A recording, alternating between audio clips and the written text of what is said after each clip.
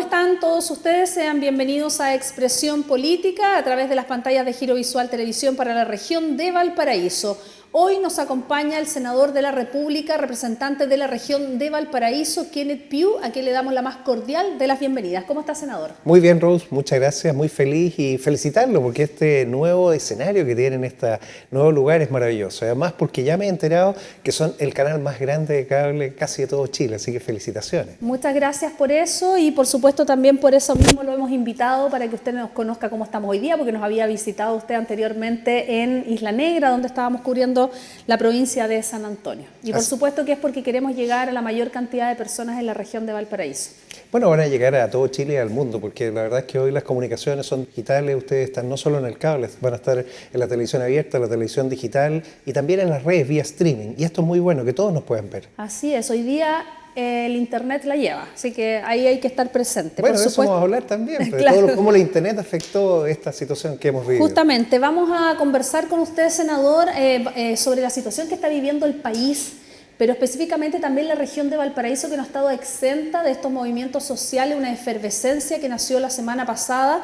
Quisiera que nos contara un poco cuál es su opinión respecto a las demandas, pero también a la crítica del presidente Sebastián Piñera por llamar un estado de emergencia, por sacar a los militares a la calle. ¿Cuál es su punto de vista respecto a esto? Bueno, este es un estallido social, pero un estallido social que tiene dos particularidades. Primero, no es algo que haya ocurrido en este gobierno. Esto lleva mucho tiempo incubándose. Cuando algo se incuba por mucho tiempo, y aquí hay responsabilidad de todos, aquí no hay nadie que pueda decir, no, yo no tengo nada que ver en esto. Pero, ¿qué lo gatilla? Y lo importante es analizar el fenómeno del día viernes, el 18 de octubre, octubre 18.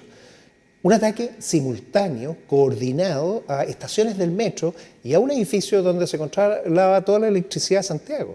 O sea, es muy raro que algo espontáneo, que una protesta haya tenido ese nivel de violencia, ese nivel de coordinación. O sea, fue planificado. Yo tengo, obviamente esto lo tendrá que determinar la Fiscalía. La Fiscalía tiene todos los elementos y se tendrá que procesar a aquellos que sean responsables. Pero es muy difícil que si uno toma y hace un análisis, una misma línea, 4 estaciones en un área, 4 estaciones en la otra área, con 10 minutos de diferencia cada ataque, se haya dado de forma espontánea, usando aceleradores, que son elementos que permiten generar combustión de alta intensidad que puede fundir metales que casi ni existen en el mercado. O sea, muy raro, muy raro. O sea, podríamos también analizar a raíz de esto que se trataría también de movimientos extranjeros, como se dice al principio, y a raíz de lo que conversamos al principio, que se ha difundido en las redes sociales.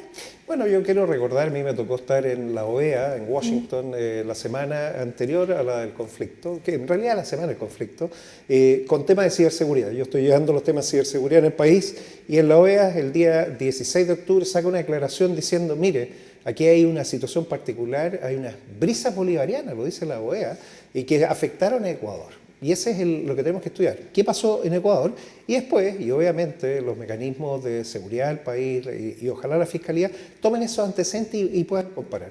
Pero ¿qué tenemos que entender? Que este estallido, que fue de alguna manera producido, y lo podemos quizá llevar a eso, nos ha demostrado algo que era algo que se sabía. Muchos venían advirtiendo de que se había producido mucha diferencia entre lo que la gente quería poder disfrutar y su realidad. Toda esa diferencia es frustración, y esa frustración se transformó en ira, en odio, en violencia y en destrucción. Claro, pero independientemente de la base, que es lo que está solicitando la gente, el común de los chilenos, fue como estaba la mesa servida con el alza del pasaje del metro, y ahí fue donde entraron a estos movimientos a trabajar, ¿no?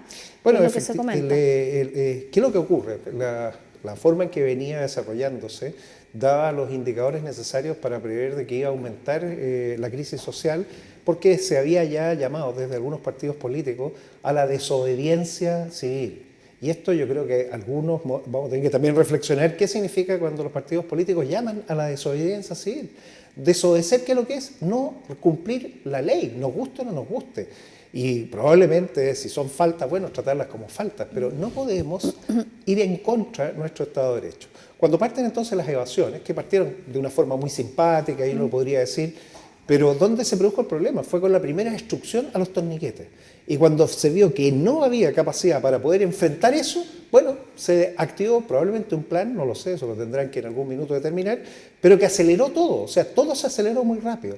Y esa aceleración generó un pánico tremendo. ¿Usted cree, senador, disculpe, que el chileno común y corriente, el trabajador, estaría dispuesto a romper la columna vertebral de Chile, que sería el metro, que ha costado tanto construirlo y que para la reconstrucción vamos a tener que pagarla también? Bueno, nosotros mismos. Ahí viene el primer absurdo. El metro es de todos, el metro es del Estado, el metro es propiedad de los chilenos y además esa línea que destruyó era la que servía a la clase que necesitaba de eso, o sea, le afectaba a las mismas personas. Por lo tanto, nadie con sentido común iba a atacar algo que es de uno. O sea, si yo tengo problemas, destruyo otras cosas, pero no destruyo lo que es mío. Entonces ahí viene el primer análisis. Lo segundo, y eso es lo que tenemos que entender, que las demandas que han aparecido ahora son demandas concretas y reales con las que hay que hacerse cargo. La gente está aburrida de lo primero, la injusticia más grande o la desigualdad más grande es de trato, de que las traten mal. Si cuando tenemos problemas de salud, claro, pero la gente que está también trabajando en los sistemas de salud tiene que cambiar su actitud. El comercio también trata mal, las personas tratan mal, todo el mundo trata mal. O sea, los extranjeros que han llegado a Chile, ¿qué es lo que nos dicen de Chile? Mire, ustedes vienen estresados y ustedes tratan muy mal. ¿Y por qué las empresas contratan extranjeros? Algunos dirían, no es que les pagan menos. No, es porque la verdad saben tratar mejor. Entonces tenemos que primero corregir una desigualdad tremenda, que es que todos quieren ser tratados igual, todos quieren ser tratados bien. Y ahí es donde tenemos que nuevamente todos ponernos de acuerdo. Lo segundo, cosas concretas, el ingreso, el sueldo, el salario mínimo, la pensión que le llega a la gente que no pueden vivir con eso, los costos de vida que se les han subido.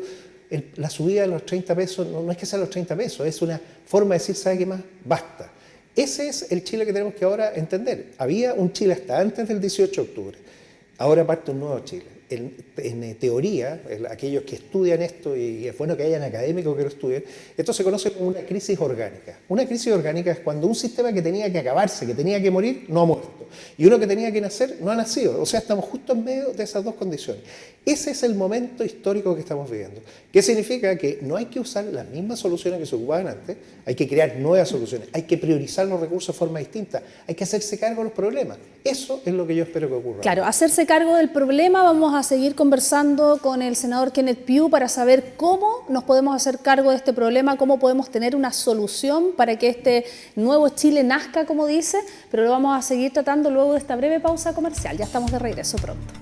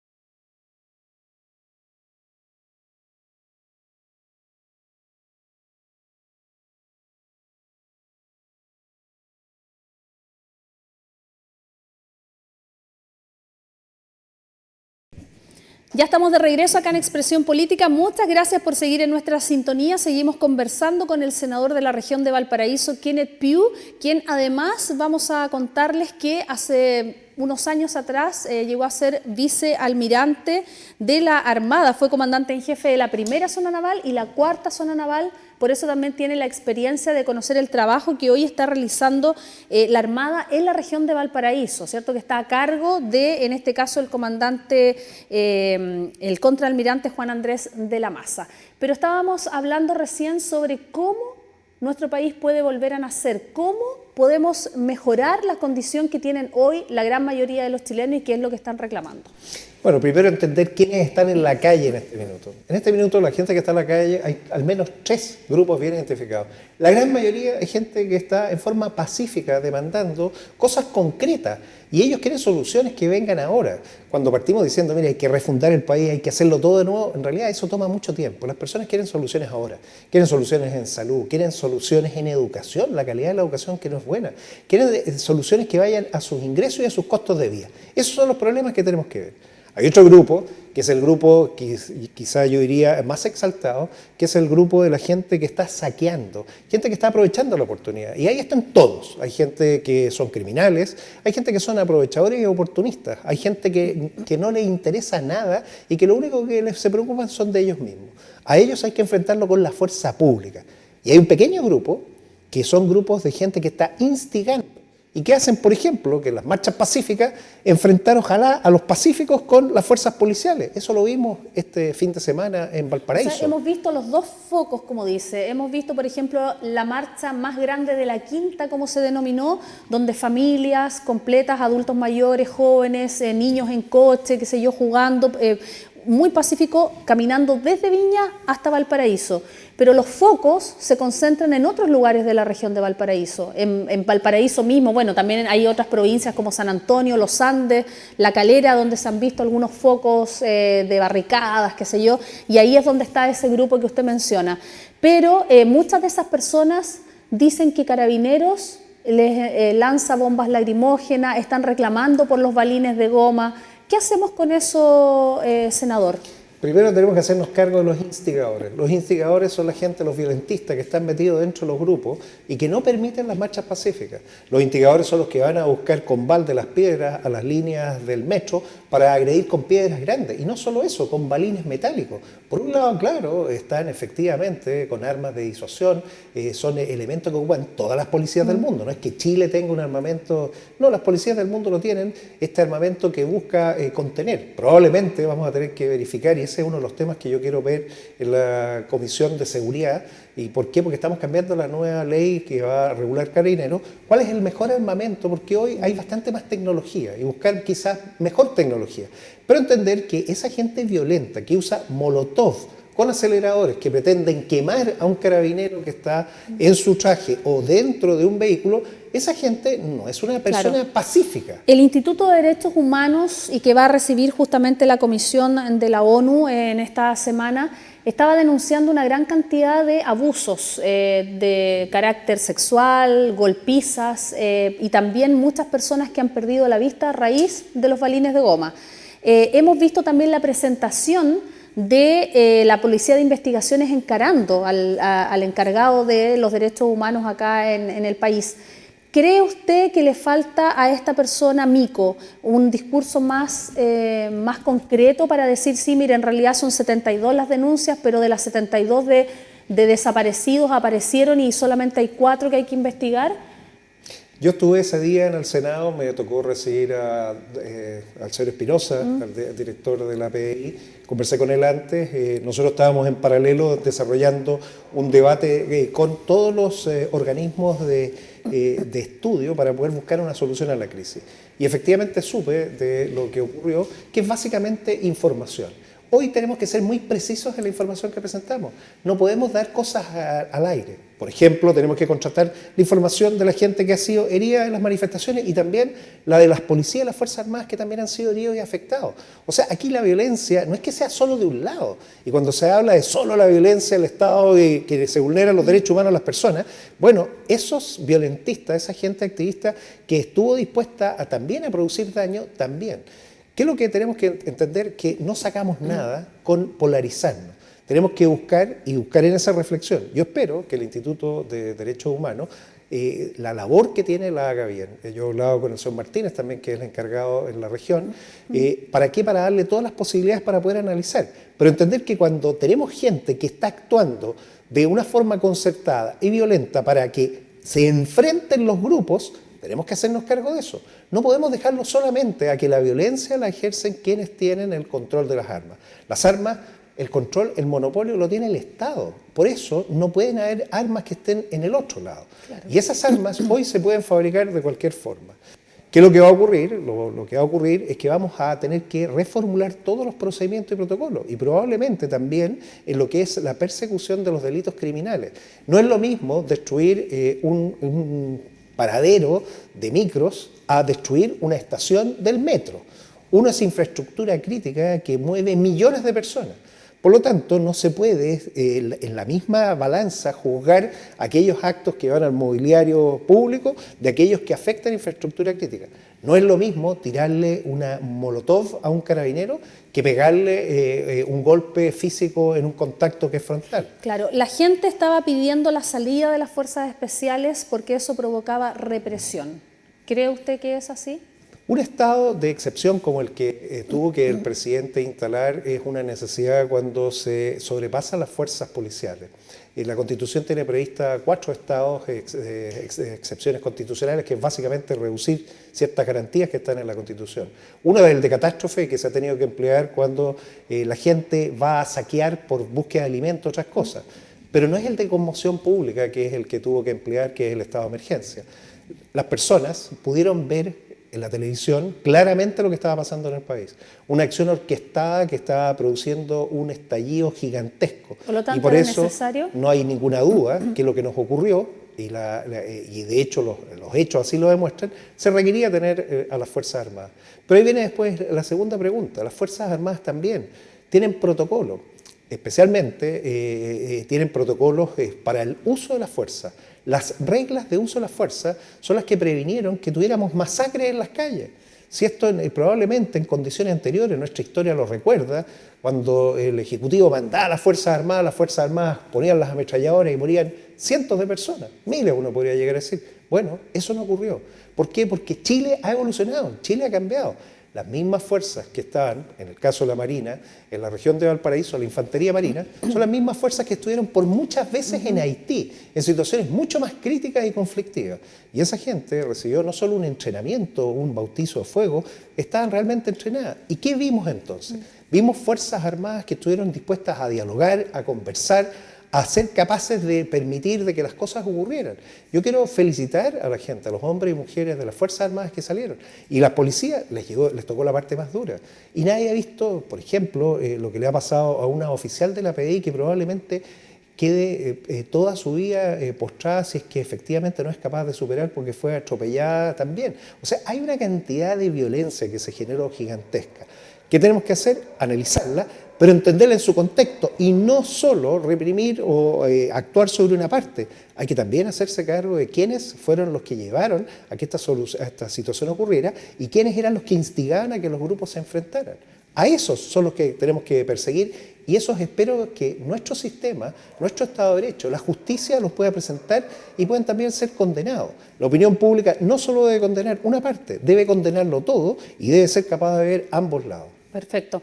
Vamos a seguir conversando con el senador Kenneth Pugh de la región de Valparaíso, analizando justamente lo que está viviendo nuestro país y especialmente nuestra región. Nos vamos nuevamente a un breve corte y espérenos porque vamos a estar de regreso en muy corto tiempo.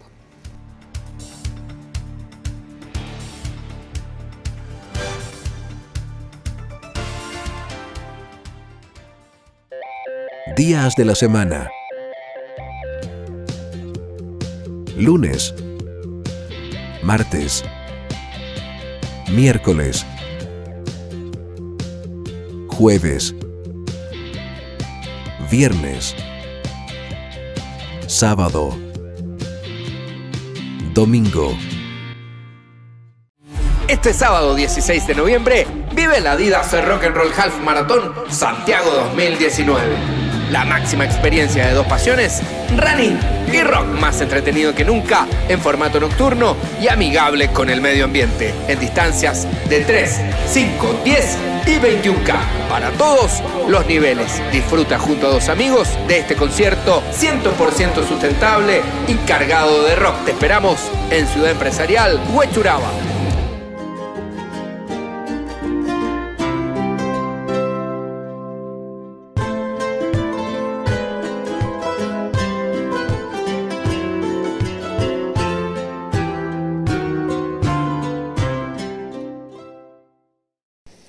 Muchas gracias por seguir en nuestra sintonía acá en Expresión Política, conversando con el senador de la región de Valparaíso, Kenneth Pugh, y en esta oportunidad vamos a analizar esta acusación constitucional que se quiere realizar en contra del presidente de la República, Sebastián Piñera.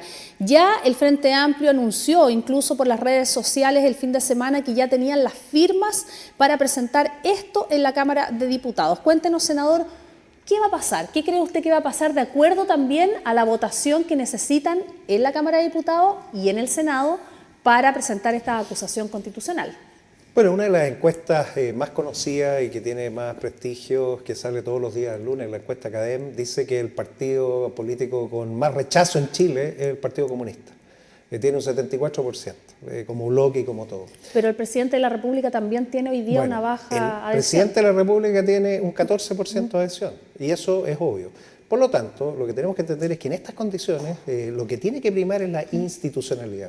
En la reunión del día jueves, donde se convocaron, el Senado convocó a todos los senadores y senadoras y a todos los integrantes de los diferentes centros de estudio para dar su visión. A la conclusión que llegamos fueron solo dos. La primera, el rechazo y la condena a todo tipo de violencia. Hay que sacar la violencia. ¿Para qué? Para que, lo segundo, usar la institucionalidad. Si uno no puede destruir la institucionalidad, cuando un país entra en una crisis, lo peor es quedarse sin un referente. Por ejemplo, por lo mismo la Asamblea Constituyente no debiera existir si existe el Parlamento. Por supuesto, el Parlamento, cuando existe, da la representatividad. Curiosamente, mucha de la gente que llama a la Asamblea Constituyente no han votado, no han ejercido su derecho, nada. O sea, ¿qué es lo que quiero decir con esto? Usemos los mecanismos que están. Yo invito a la gente a realmente entender que la política es necesaria. La política es un arte, no es una ciencia, no es técnica, es un arte. ¿De qué? De lograr acuerdos posibles que se puedan realizar. Y eso es lo que permite la política. La política permite canalizar y llevar toda la expresión. Y hoy, con el sistema de distribución proporcional que tenemos, el método D'Hondt, le permite a cualquiera, incluso a mí, me permitió llegar al Senado. Yo por eso la respeto.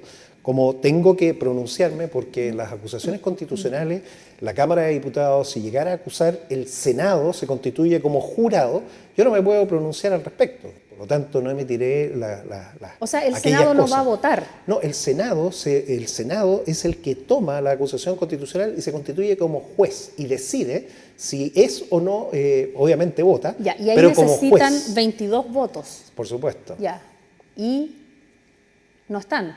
Yo creo que el Senado... o sea, necesitan 28 votos, tengo entendido, ¿no? Ese quórum calificado. El Senado lo que requiere, el Senado, el primer diagnóstico que tenemos, es el respeto a la institucionalidad.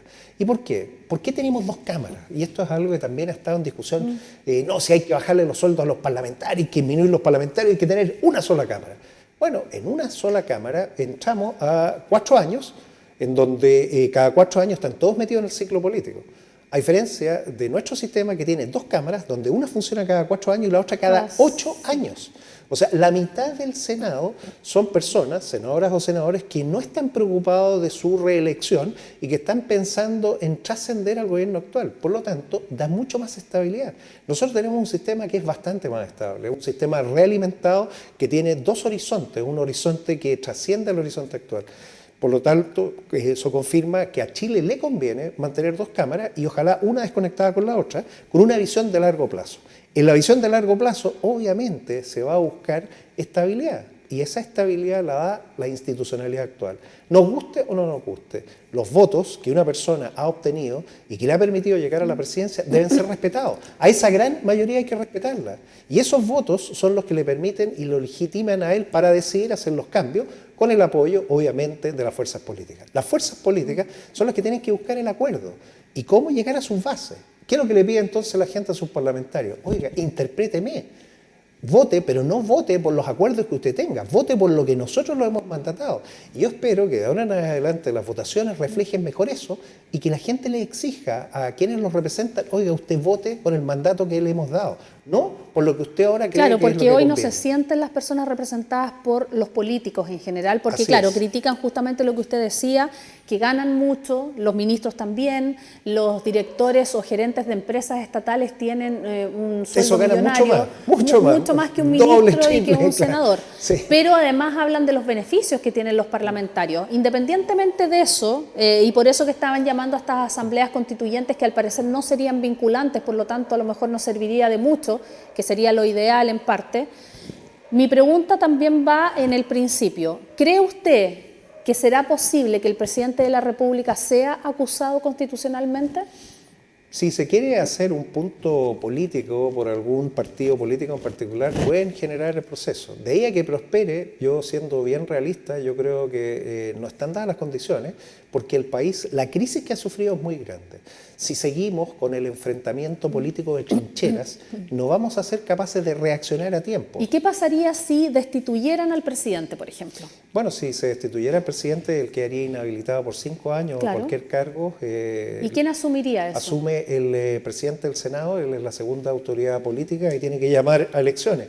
Pero ese escenario no es el escenario que Chile debe estar preparado. Yo creo que el escenario que tenemos que prepararnos es cómo podemos lograr darle representatividad a las personas para que los acuerdos políticos no sean solo de la élite, reflejen lo que las personas quieren.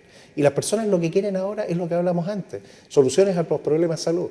No sé, estamos hablando, habrá que definitivamente hacer lo que están pidiendo las farmacias comunales, que es que el Senabas le entregue los productos y ellos los puedan vender. Hay una propuesta muy interesante del alcalde Quillota que dice, mire, este remedio que vale, no sé, 60.000 pesos afuera, yo lo vendo en 6.000 pesos. Esa es la diferencia. Claro, y es lo que ha en estos pasado momentos con hay. las farmacias comunales. Bueno, entonces, si las farmacias comunales o los sistemas de distribución en línea, las farmacias es un tema logístico. Si realmente avanzamos en salud, si realmente hacemos la digitalización, por ejemplo, de la receta electrónica, de tal manera que sale la receta y esa se entrega incluso por internet, ni siquiera a alguien que llegue a la casa, que ya existen, de hecho hay servicios de distribución logística, farmacéutica, a lugares donde ni siquiera hay farmacia. Claro. Bueno, yo lo que propongo es, hagamos una transformación total y usemos la tecnología. Estamos en el siglo XXI. y aparte de la tecnología, lo que la gente está pidiendo son mayores recursos para insumos médicos para poder operar a las personas que además están en una lista de espera, pero también los medicamentos que están en las farmacias de los hospitales. Así es. Bueno, yo dentro de todas las cosas que hice en mi carrera, tuve que estudiar gestión de instituciones de salud y fui el primer director no médico de un hospital, el Hospital Naval. 1.600 personas a cargo, 420 médicos. Yo de salud entiendo y sé, y por eso comprendo que las transformaciones tienen que ser orgánicas al sistema, donde hay que inyectarle recursos a todos los sistemas. Tenemos no 2 sistemas de salud, no solamente FONASA y SAPRE, también hay un 7% de mutualizado, que es gente de las Fuerzas Armadas, de Carabineros, de Gendarmería, incluso el Servicio Médico Legal tiene algunos profesionales contratados con leyes que les impide, por ejemplo, a los médicos ganar lo mismo que gana el médico del sector público. O sea, están con diferencias salariales los médicos y obviamente no van a querer. Los sistemas no tienen para cubrir, no están cubiertos por el auge y la gente tiene que pagar sus medicamentos caros. Entonces tenemos que ser capaces de emparejarle la cancha a todos por igual. Y para finalizar, senador, ¿Chile tiene la plata que dice la gente para poder gestionar todos estos cambios que necesita la población? Bueno, Chile es un país que lo ha hecho extraordinariamente bien por el trabajo de todos los hombres y las mujeres, y eso ha hecho que la prosperidad le haya llegado a todo, a este canal que partió pequeñito en Isla Negra, ahora es un canal grande, o sea, se puede crecer y lo pueden hacer cualquiera. ¿Qué es lo que yo llamo entonces? Que esos recursos que genera Chile, tiene unos ingresos increíbles, o sea, tenemos dinero. ¿Qué tenemos que hacer? Bueno, priorizar de otra manera distinta, cambiar las estructuras que tenemos, reasignar y darle prioridad a las personas. Las personas están clamando darles prioridad a ellas y probablemente sacrificar kilómetros de pavimento para poder atender a personas que lo necesitan primero. Yo estoy disponible para eso. Si efectivamente existe la voluntad y la disposición política de cambiar las prioridades y asignar más recursos, los recursos están. Perfecto. Queremos agradecer al senador Kenneth Pugh que ha estado con nosotros acá en Expresión Política analizando la contingencia que vive el país y por supuesto también la región de Valparaíso. Muchas gracias por entregarnos también su visión a raíz de la experiencia que ha tenido, como nos comentaba, tanto en la Armada como director de un hospital no médico usted, así que todos esos conocimientos se agradecen para que sean entregados en el Senado y por supuesto llamar al diálogo de las corrientes políticas que queramos o no, nos representan en el Parlamento. Muchas gracias, senador. Muchas gracias, Rose. Ya que les vaya muy bien y ustedes también muchas gracias por su sintonía. Hasta pronto.